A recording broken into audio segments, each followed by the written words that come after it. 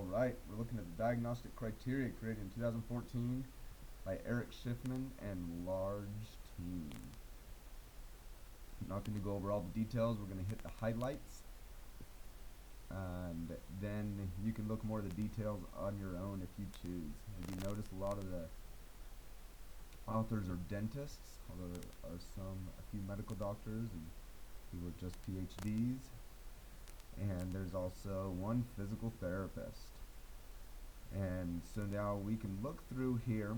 The first one, so this is an update from 1992. You can see the whole history if you desire. That one is a research diagnostic criteria. As you can see now, it's the new just diagnostic criteria. So we can use this for research, but it's not just for research.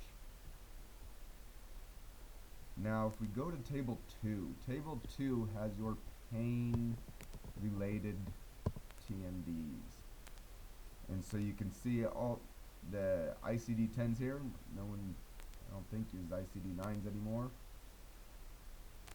and so these first ones are your myalgias or your muscle pains. Notice they have all the same ICD-10s there, and so the first two in each of these are the same. It's the second three that are a little bit different. In practice, I'm basically just looking, is this muscle pain or not? And it goes into how much does it refer and everything, and how far does it refer, but I'm looking basically, is it a myalgia or is it not?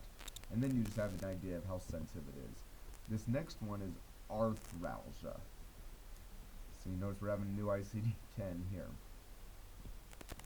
And then the next one is headache attributable to TMD.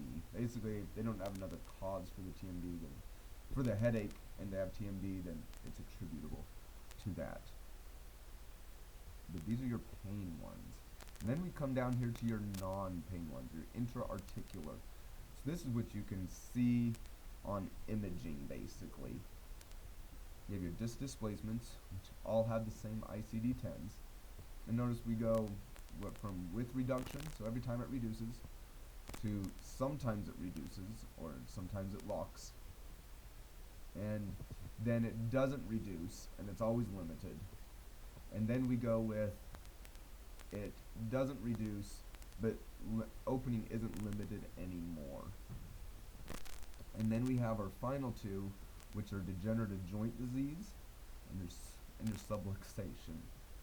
Subluxation, that's not under the pain one. That obviously could be painful, but there's specific things that we can find where the other ones are just pain ones, the ones we did previously. Then we can scroll. There's a lot of information throughout here, how to do history and examination, but I wanted to hit table 7, where the Axis 2 assessments. And they hit a bit of the highlights, like how many questions are on there, or items, and is it screening, and is it comprehensive, and then it goes into some of the details from there on out. That way, if you say, I want to be able to measure one of these things, maybe this would be the right instrument there. And so that's the highlight of the Schiffman criteria. Schiffman, a dentist, helped his team did back in 2014.